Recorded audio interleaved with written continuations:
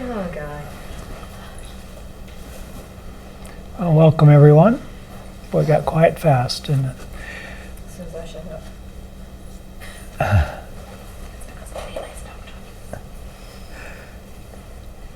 Who's here for the first time tonight? Nice. Oh, okay. Well, welcome. We will. I'll warm you up a little bit here with a little invitation, and then we'll do a meditation, and we'll be done at 8:30. We had a wonderful retreat last Sunday. Some of you were here for that. And the next one is in December. Next one day is in December, and I'll let everybody know. If you're on the mailing list, I'll let you know about that date. And there's some other things coming up. Ryan Nimick is teaching a concentration 6-week program here on Monday evening, starting on the 11th of November. And Is that on the website here? yeah, Oh. yeah, just got up yesterday. So, Okay. and Maureen has already signed up for that. So you're the first one to sign up. Nice. Yeah. Yeah, November 11th, you said? yeah, November 11th. Yeah. And then NT Nagel is going to be doing some things on Tuesday, every other Tuesday. You know, when I don't do the direct pointing, on Tuesdays he's going to be working, doing some workshops here, and something experimental. We're going to see how it works, how it goes, and that was just posted today. So that starts on the 12th of November, and you can check that out here. Yeah. So usually I talk about that stuff at the end, and I just kind of spit it all out really quick, but I thought I'd talk about it at the beginning. And then today I got asked by somebody in an email what enlightenment was. Wow. And I said, how am I supposed to know? No. And I thought it was an interesting question. You know, everybody has their own views on it, I guess. In Theravada Buddhism, basically, enlightenment is liberation from suffering, you know, being free from suffering. And that's pretty much the textbook definition as far as Buddhism goes. But that's huge, you know, being liberated from suffering. I mean, suffering is a part of life, you know. And so basically, it's being stripped of the hindrances, you know, no hindrances at all. And if you're not familiar with the hindrances, the very first one is desire. You know, no desire for things to be different, no not needing anything different, more in our life to make our lives any better. You know, so we're not even looking for enlightenment anymore. If we're enlightened, you know, no desire for anything different at all. And then usually you consider the second hindrance as aversion, and that can be ill will, anger, anything that we're trying to push out of our lives. And when that isn't working, you know, we can really be upset with ourselves. Ill will is generally being angry or upset with ourselves in some way. Bhante Gudarantana said, "Ill will is when your will is ill." I like that, and it's true, I guess. And so that. You know, desire is like this, and then aversion is like this. Stay away from me. Or I'll get mad, I'll get angry, you know. And it could be a version of a thought, or a person, or a thing, you know. Even a place, you know. And then I'm going to go out of order a little bit. Usually sloth and torpor is brought up next, but restlessness and worry is one of the hindrances. You know, it's these things that are in our mind that circle around, they come around again and again and again. And it's the kind of thing that can really raise havoc with our peace of mind. And actually all of these are the opposite of peace of mind. But restlessness and worry can really, can really cause problems for us. How many of us have experienced these things that are so negative that we just can't shake them? They come out. They're the kind of thing that, if they're really, really prominent, the first thing we wake up in the morning and go, oh, what day is this? Oh, it's Wednesday. Oh, I'm going to do it. And then that thing pops in our head. Oh, that feeling of, that memory of that thing that we don't want to, think of. Restlessness and worry, restlessness of the body too, body and mind. And then another hindrance is sloth and torpor. I mentioned that before. That's the boredom or sleepiness, the sluggish mind. It's anytime that we feel unclear, our minds aren't clear. So all of these things can cause problems for us. And then the one more hindrance is doubt. And that could be a doubt in teachings, doubt in our ability to meditate, and or being a good meditator, that kind of thing.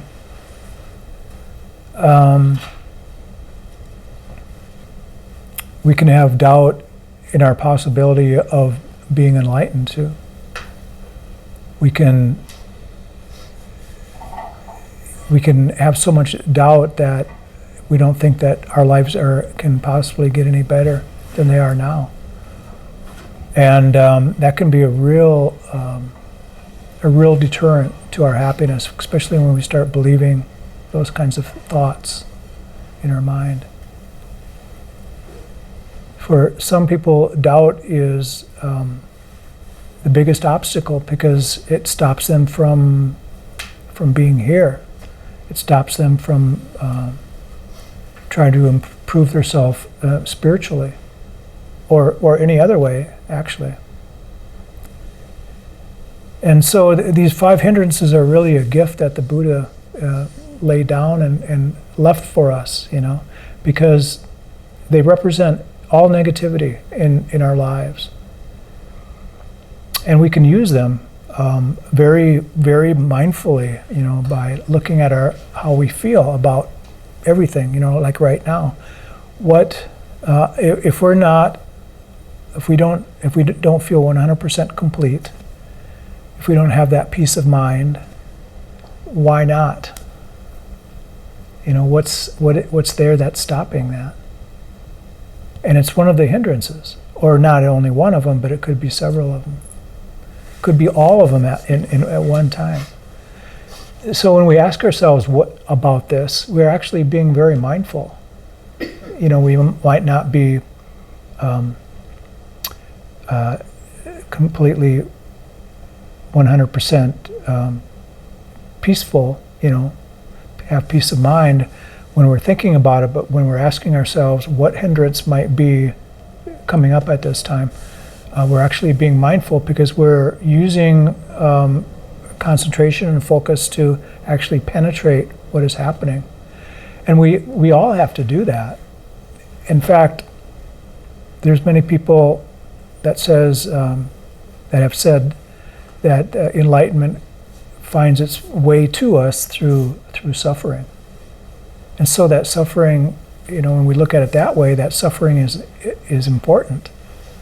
We need it, in order to become enlightened, to wake up. And when we start using mindfulness and meditation, we're doing the formal practice, or we're going to be doing the formal practice here in a moment, but outside of meditation, we can be mindful all the time. I think we talked about this a little bit last week, about using that mindfulness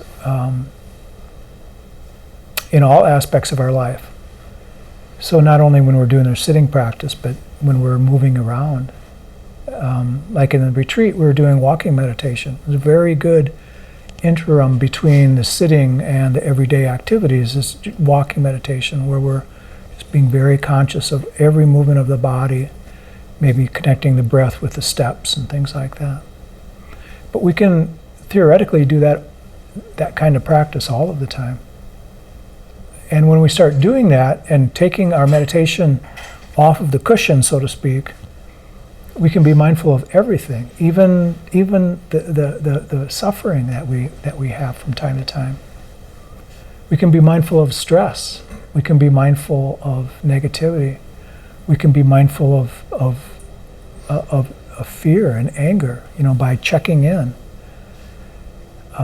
Especially after the fact, if we become very angry about something, we take a look at that and watch how that arose and how it fell away. Came and everything comes and goes. Some people say everything is born and dies. I don't like to use that term because I think I look at it more as change, rather than death. But everything is constantly changing. Everything arises and falls away. And including that anger and the fear and the restlessness and worry and doubt and desire, all these things. And in fact, if everything is so impermanent, which it is, flowing, constantly flowing, that all that negativity, we know it's going to change. So all we have to do is watch it. We can see it change. And so we can use that mindfulness for these activities, just to watch everything that happens, and we can use that mindfulness every moment. And this is a training ground, though. It happens to be a lot easier to do when it's quiet and we're not moving the body, and so we use meditation to do it all of the time.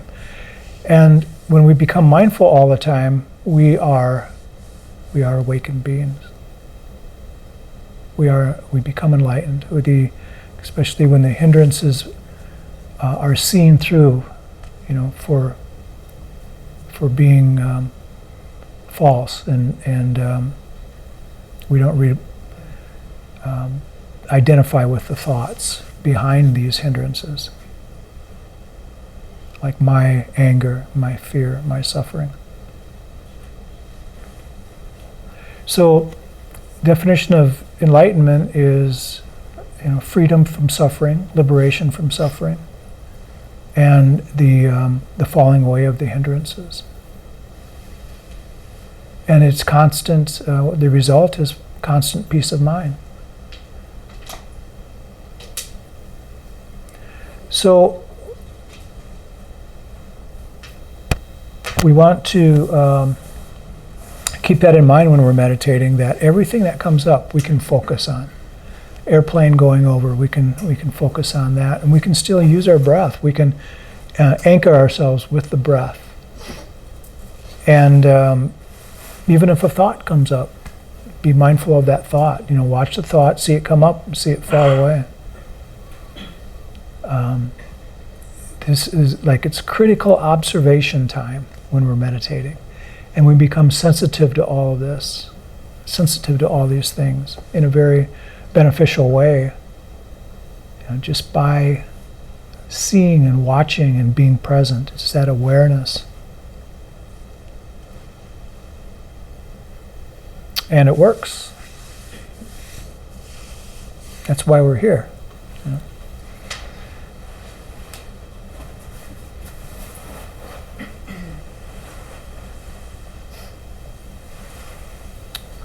So, if you want to make yourself comfortable, we'll start our meditation. I'll guide us through the first 10-15 minutes of this meditation, and I'm going to start with a little bit of a body scan, and we haven't done that in here for quite a while. and use that as a setup practice, and then I'll go into some other aspects of the meditation.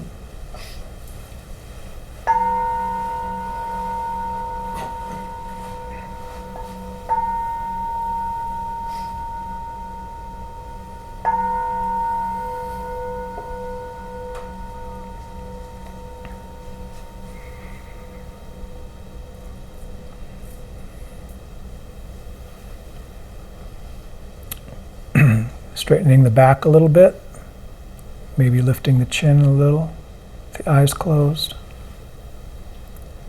Placing the hands wherever it feels most comfortable.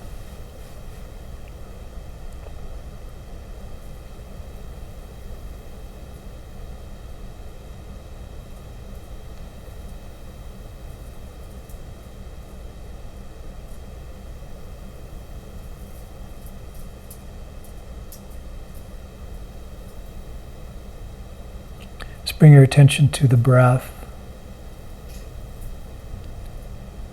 Just noticing the inhalation and exhalation.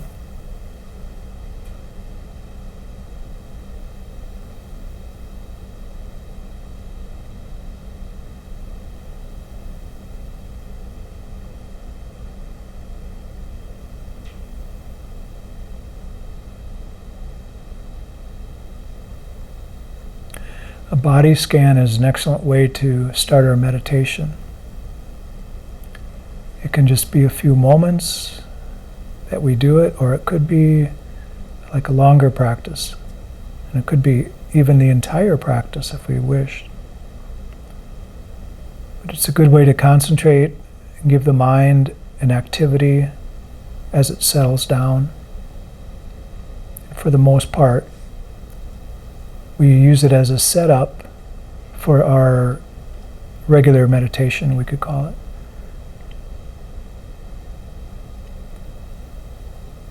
I prefer to start at the top of the body, so if you can bring your attention to the top of the head. Try to relax every portion of the head in the area of the forehead, the skull, around the side of the head. Just try to breathe through that area and relax all the muscles. If there's any discomfort in the head for any reason, just use the breath to breathe through that area. Focusing on the exhalation of the breath.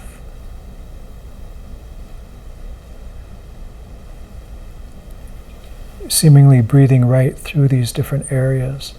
Imagine if there's any wrinkles in the forehead that they're actually ironed away with the relaxation.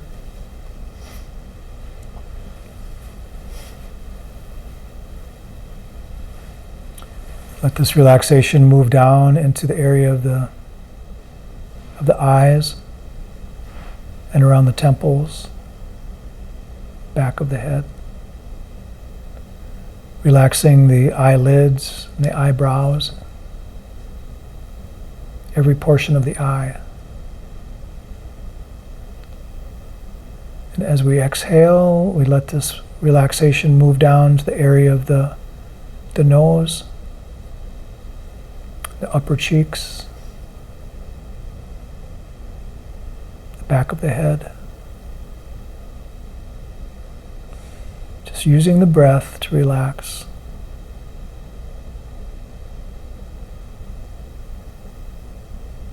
Let this relaxation move down into the area of the jaw. Relaxing the jaw.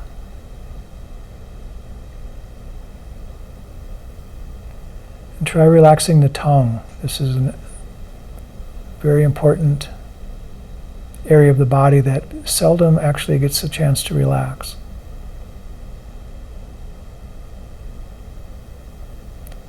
Notice how that feels.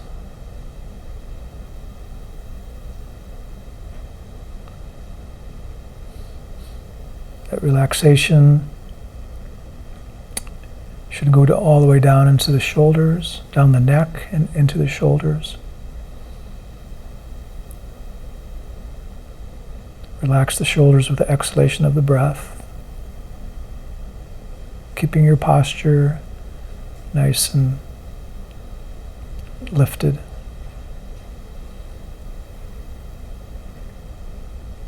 Let this relaxation move down the arms, relaxing the biceps,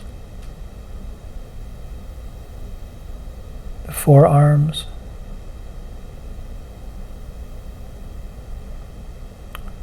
the wrists,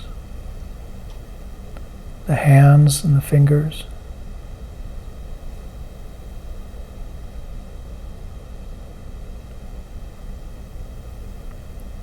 Just allow any tension or stress to leave the body through the fingertips if you like.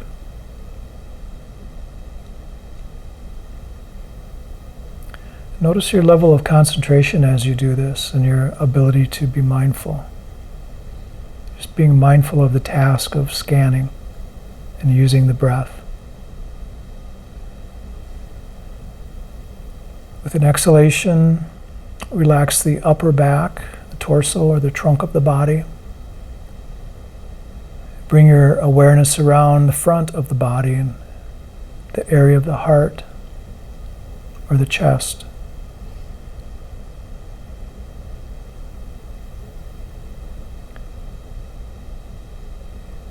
With an exhalation, relax the middle of the back and around the front of the sternum or the upper stomach.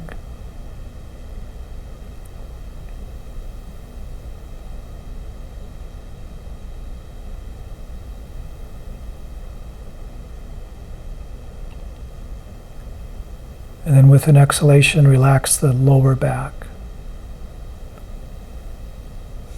along with the shoulders, another place where we often hang on to stress and tension.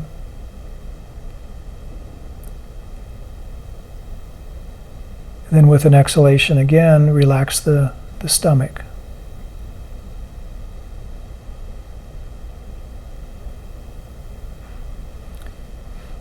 Let this awareness move down towards the legs, first relaxing the hips. We want to feel balanced with the hips, that one isn't any lower than the other. Let this relaxation move down into the thighs and the hamstrings of the legs. Very large muscles. And let this relaxation move into the knees,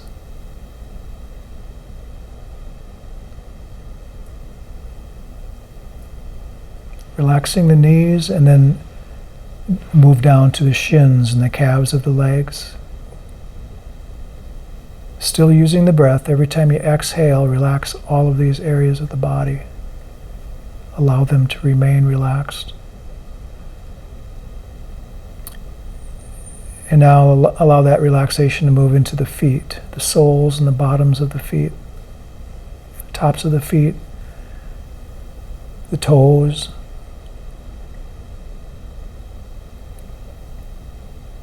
and allow any stress or tension in the body leave the body through the toes and the fingers.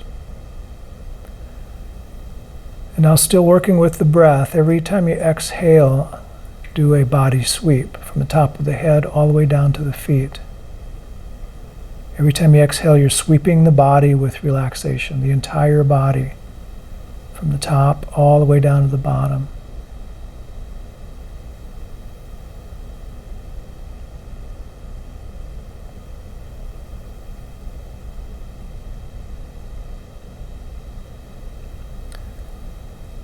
Now, if you feel your body sinking a little bit, think in terms of adding perhaps a little bit of energy as you inhale and allowing this to stabilize your posture.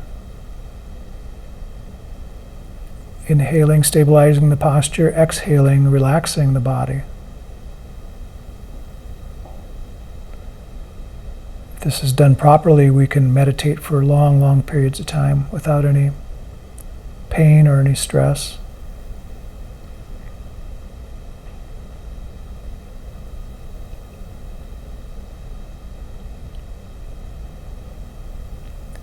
breathing in, stabilizing the body, bringing that energy into the body, and then exhaling, relaxing the body.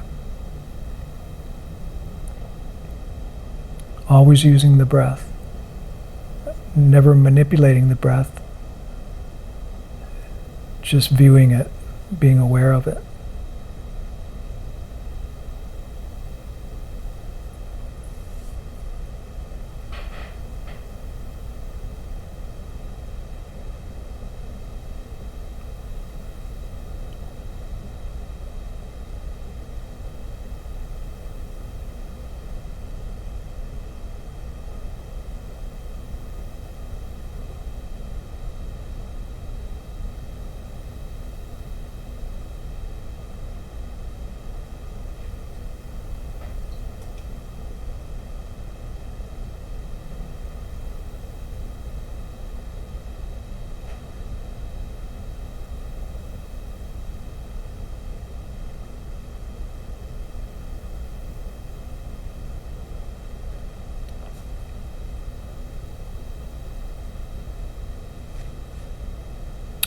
Using the breath as the focal point of our practice.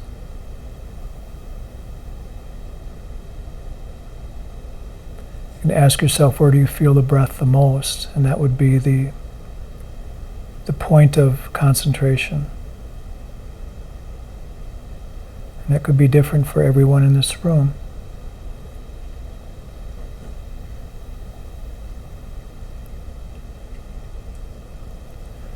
So we're using the breath as a tool to bring our minds into this presence.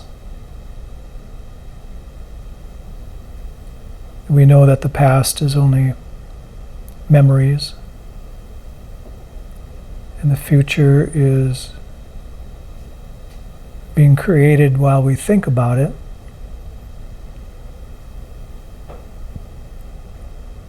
And we all know that we probably spend too much time in the past and the future. And when we become concentrated on something such as the breath, we become immediately present.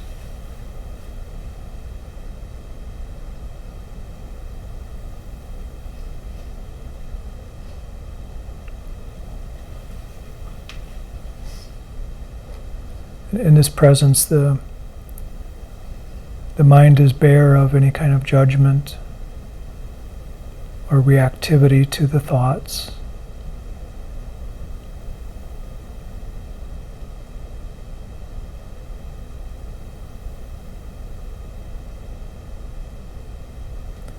We might notice a hindrance from time to time, but we might also notice when there are no hindrances, just for a few moments.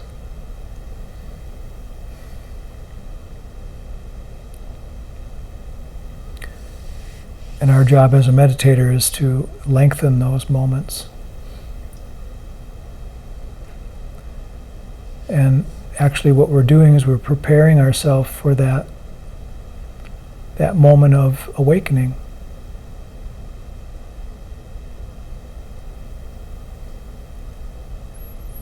As if we understand that there might be an opportunity that we could miss by being lost in thought.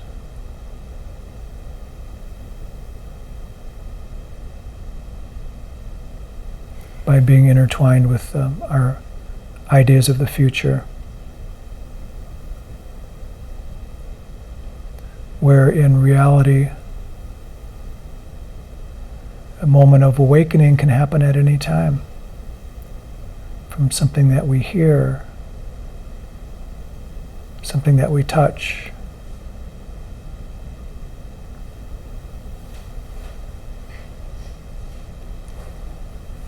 It very seldom comes through any kind of thought process.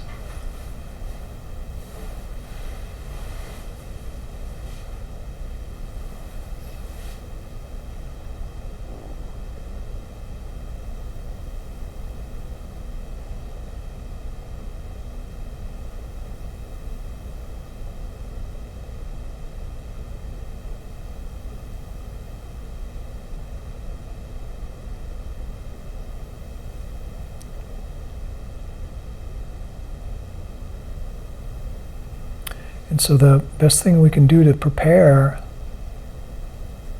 for the calling of our Buddha nature, some people call it, is to be very, very present, very mindful, and in that space where there are very few thoughts.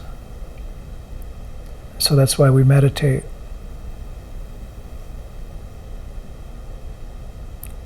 And focus on the breath, rest in this present moment.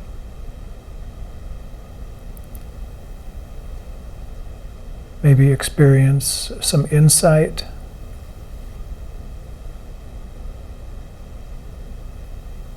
But for the most part, we're preparing.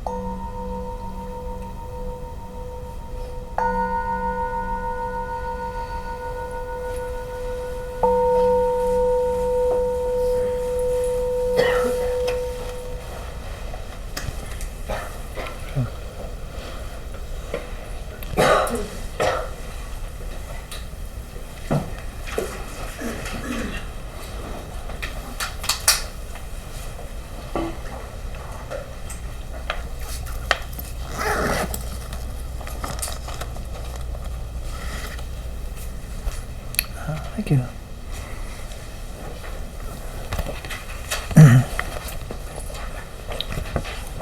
Does everybody have one of these?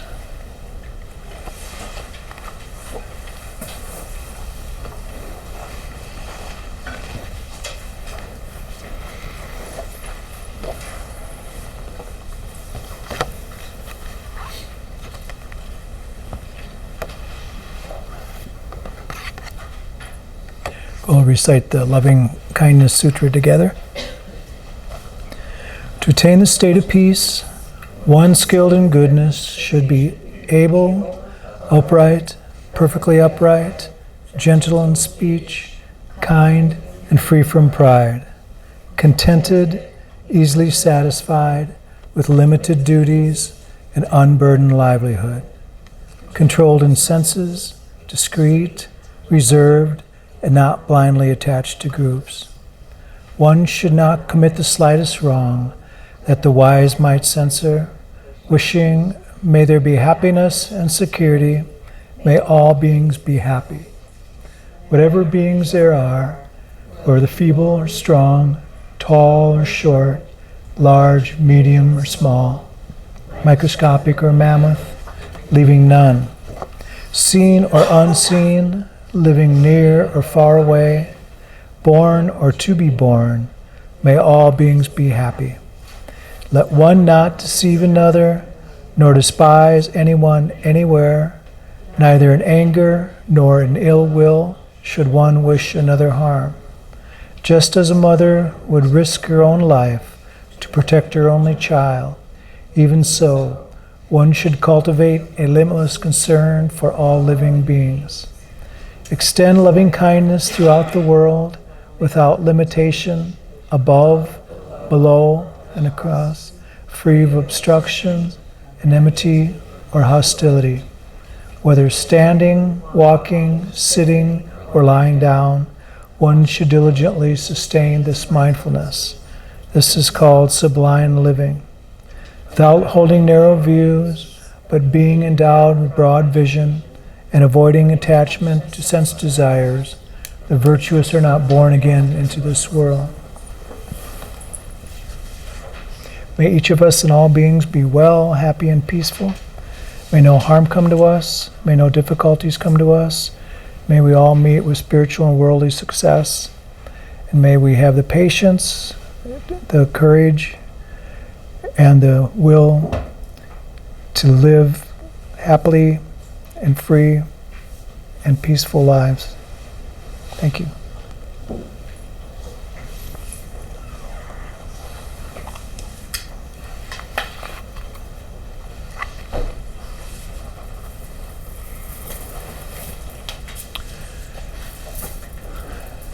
Very nice meditation. Thank you, everyone, for sharing that. So very quiet.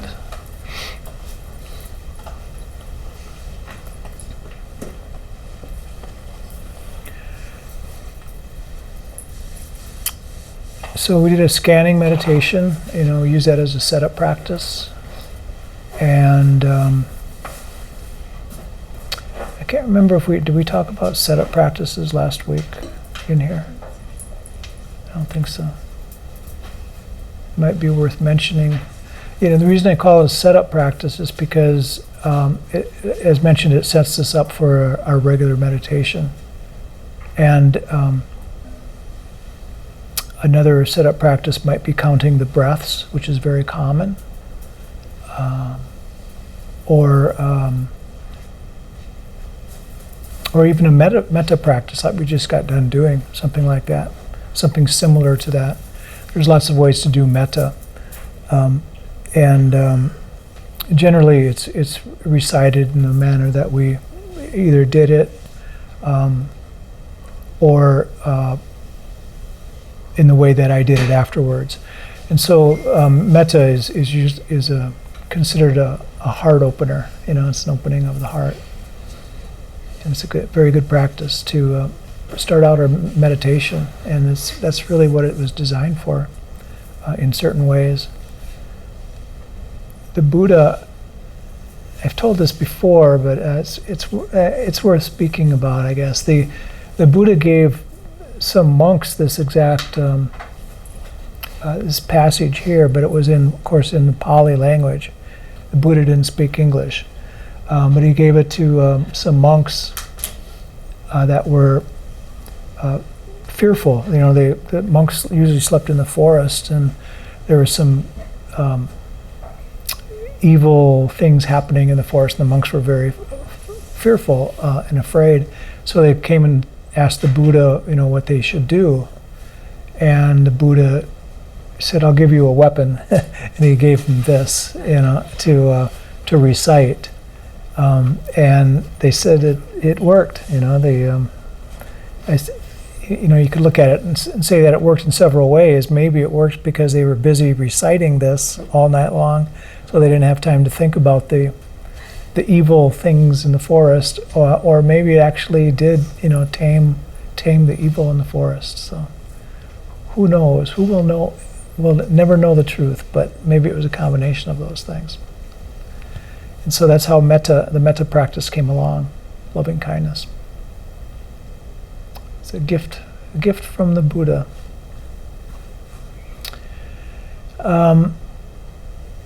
Especially for your newer people, we usually kind of open it up at the end here and see if there's any questions, and see if there's anything that anybody wants to share or anything like that. So, are there any questions? This is usually the response I get. So I often just keep talking,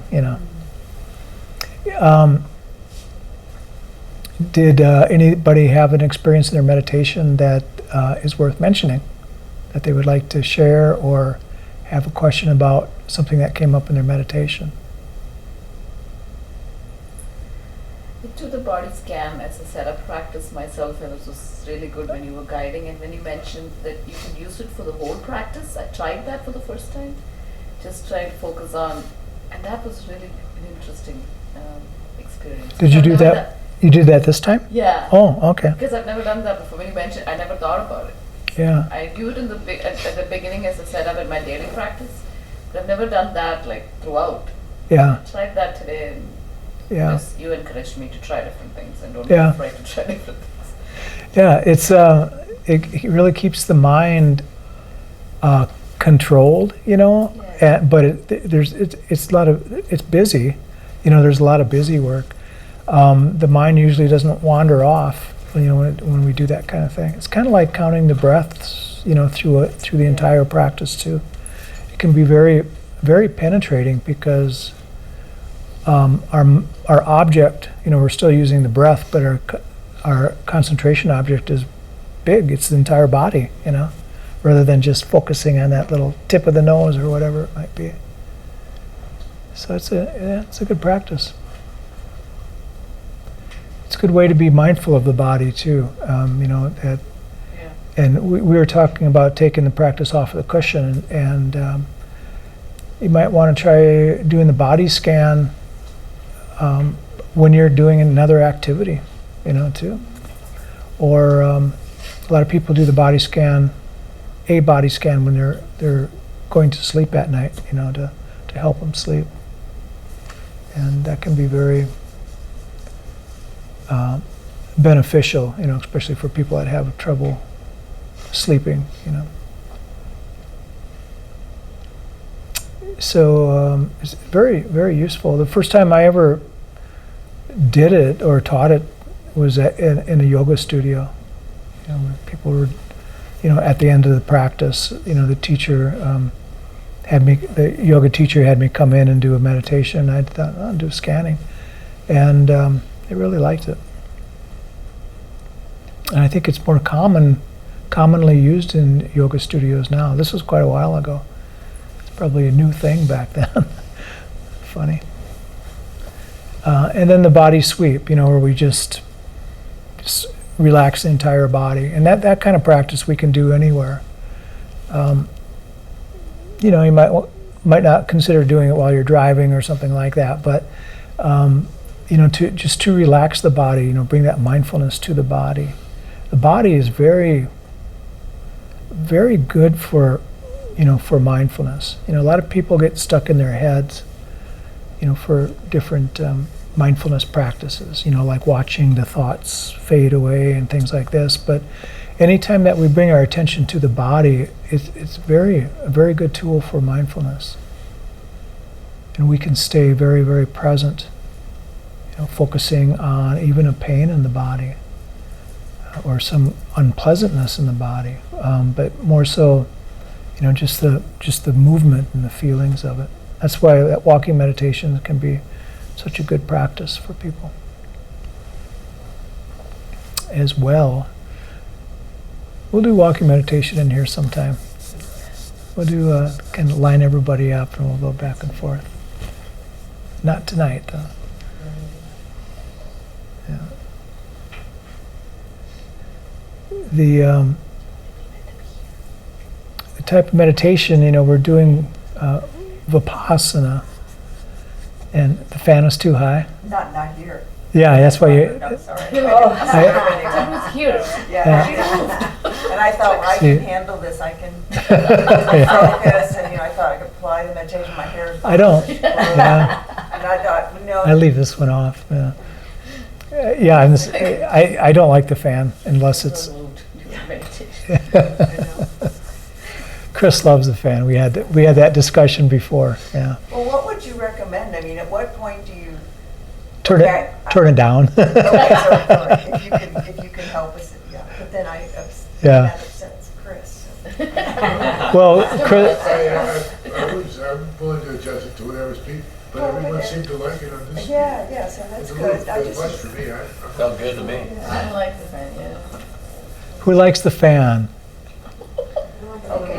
Who's? I like a medium. You're sitting right underneath it. Yeah, she said a little Yeah, bit that longer. probably, like when your hair's flying all over the place, that's not a good Yeah. It was thing. a good meditation tool, Oh, though. Yeah. Yeah, Yeah? Mine's really good. Yeah, he was on into that. yeah. Yeah, we'll do a fan meditation. Meditation. We'll bring in some more fans and really hit it. Deborah's not coming. Yeah, the fans have their purpose, though. Yeah. The irritations. As I mentioned, we have this formal practice of meditation. It's on the cushion, and we like to have our environment. We set up the environment for ourselves so that things can be easy, and we like it quiet. We don't want to be too cold or too hot or too blown upon by the winds of change or whatever.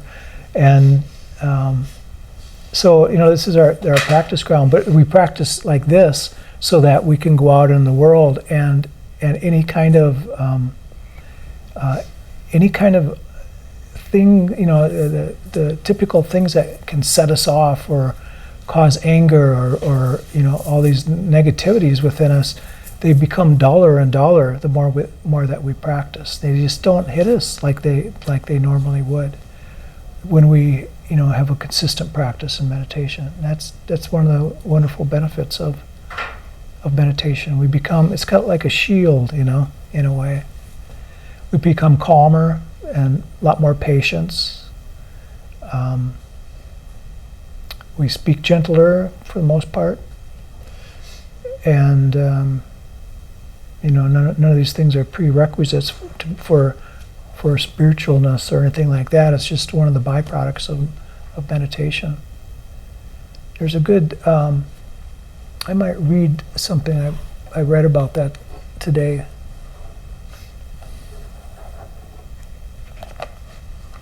If I can find it quickly here. Again, this is Mindfulness in Plain English by Bhante Gunaratana.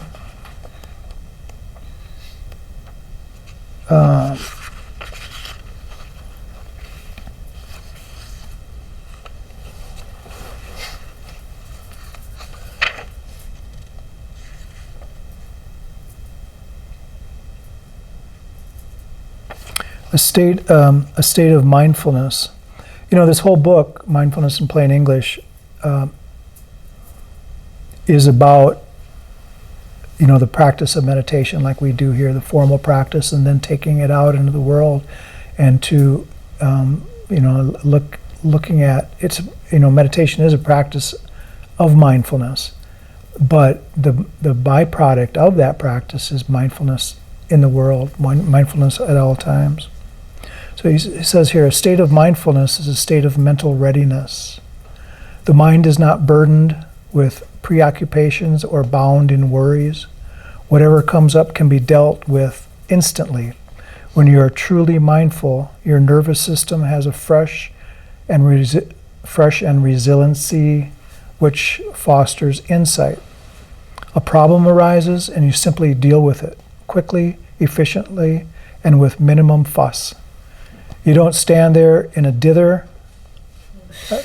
Where does he come up with this stuff, I would have to look at these words up, and then you don't stand there in a dither, and you don't run off to a quiet corner so that you can sit down and meditate about it. You simply deal with it. And in these rare circumstances when no solution seems possible, you don't worry about that. You just go on to the next thing that needs your attention. Your intuition becomes a very practical faculty. That's what he says. He can say it better than I can, about how we, a meditator, with mindfulness, or somebody that has mindfulness, which is a meditator, deals with these things so much better. Not on purpose, it just happens. It's just the byproduct, of the practice. Who has found that out for themselves? Okay. Yeah. Mark, you have too. You didn't raise your hand. Okay. Thank you. He's learned to not respond super quickly. That's part of it. Don't rush into things. Yeah. But it's true, I think, and I don't know. It's hard to say what kind of people. When I look at myself, I don't know what kind of person I would be. If I didn't meditate, if I wasn't a meditator. It's kind of hard to imagine. But I know that,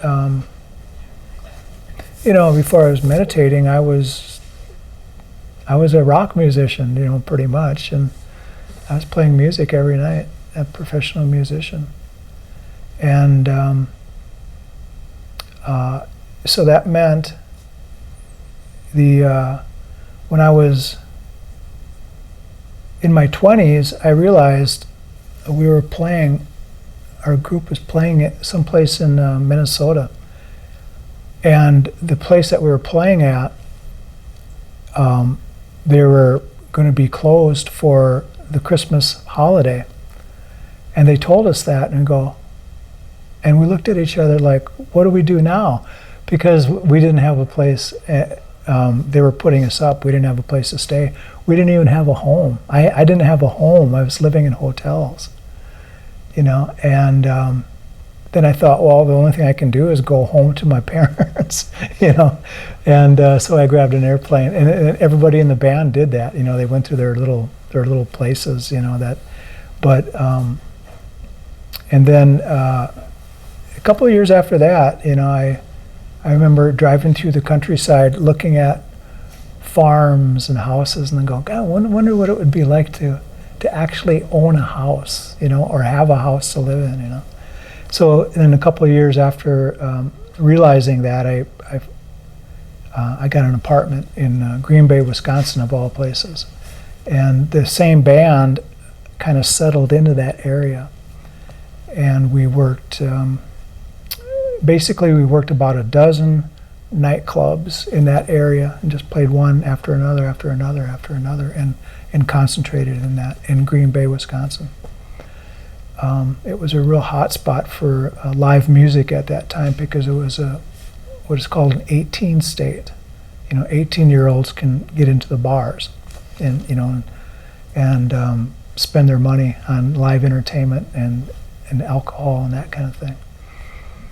So that's what I was doing, before I was a meditator, before I really got into the spiritual thing.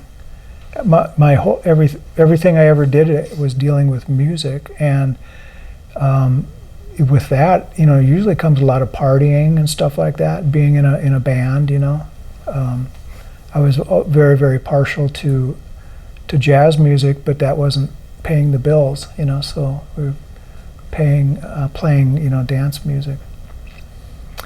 And how I got interested in spirituality is a friend of mine put together a group, and he said, I got some gigs, Sunday morning gigs. And he said, are you interested? And I said, sure. And it was at a Catholic church. They put a band together to keep the young people coming into the church, So I was listening to 2 sermons every Sunday, and it something clicked in me, where I thought, I'm really interested in this stuff, but not this Christianity thing so much, because I was raised a Lutheran, and I was kind of I was forced to go to church and forced to become, we called it catechism, but it wasn't Catholic, and confirmation in these things, And then I never was too much into the church, from that respect. But then when I was watching these sermons back to back, something clicked in me, and I thought, there's something out there, something I have to find it, what it is. And I remembered I was always, this is from a past life experience I found out later, but I was always interested in meditation. And I thought, well, I'm gonna do it and treat it like I did music. When I started playing music, I did it every day, regardless, every day. And I thought, I'm gonna do that with meditation. I'm gonna practice it every day and see what happens. Every day until whenever, And that's when things really started changing for me. And I read every meditation book I could get my hands on. That led into the Buddhism books. And Hinduism as well, and all these different practices. But Eastern, and I found that a lot of the Eastern religions really made a lot of sense to me. Like a lot of us probably found the same thing. I guess the rock band and the meditation doesn't mix very well. It didn't. I quit the band actually, and I played solo guitar for many years. And I played in one of the restaurant here. I didn't like playing in bars anymore, so when I moved to Phoenix area, I got a job playing in a restaurant, and that felt good. On weekends, Havana Cafe, Cuban restaurant. Anybody ever eat there? Very popular restaurant. Nobody's ever. They close their doors. That's how popular they are. But I worked there for about, 10 years, playing guitar. That's my story. And I know that I haven't been playing music for about 3 or 4 years now. I turned down offers to play and stuff like that, and that really felt funny at first, turning down, because I would take every offer that came up. And but I don't miss it, which is really a strange thing. I actually sold a couple of guitars last weekend.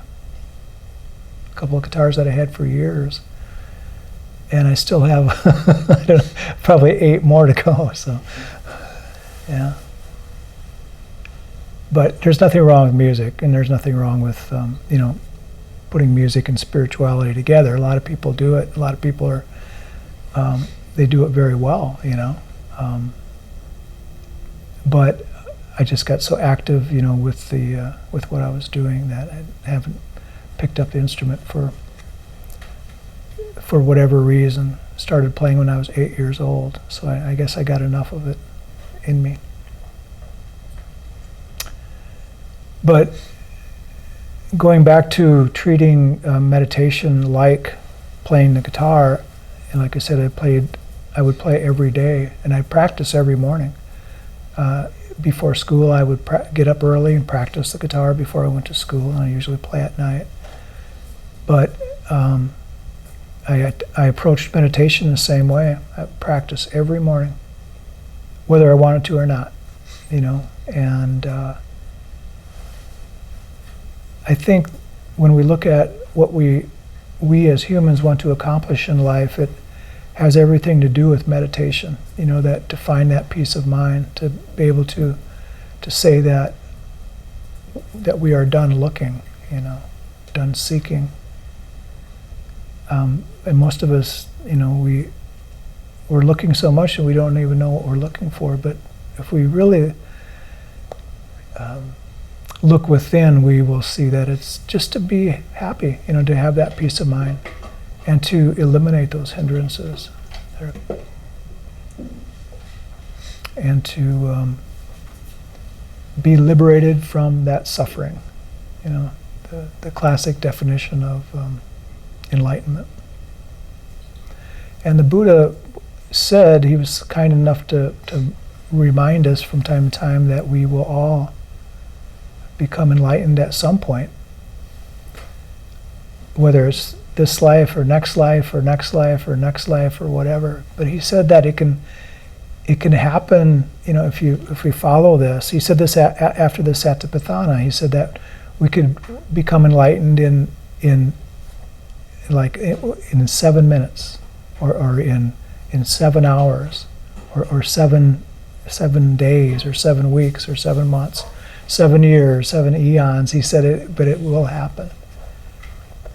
That's not his exact words, but it's pretty close. You get the idea that it can. That's why I mentioned that when we meditate, we are actually preparing ourselves for that moment. And to rest in that stillness and that spaciousness is getting the mind ready for that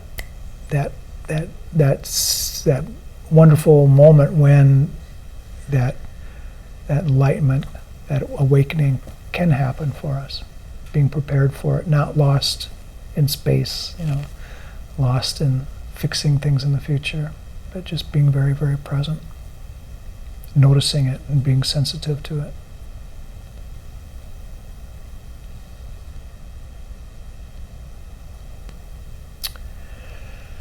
Anything from anybody? Any questions or comments? Okay. Any of those events, those gatherings that I spoke of earlier, just go to the Meditation Learning Center and you'll find information on them. That the NT thing on every other Tuesday starting on the 12th is free, so it's right here. And it'll involve a 30-minute meditation. It's an hour and a half thing, but the last half hour will be a meditation. So.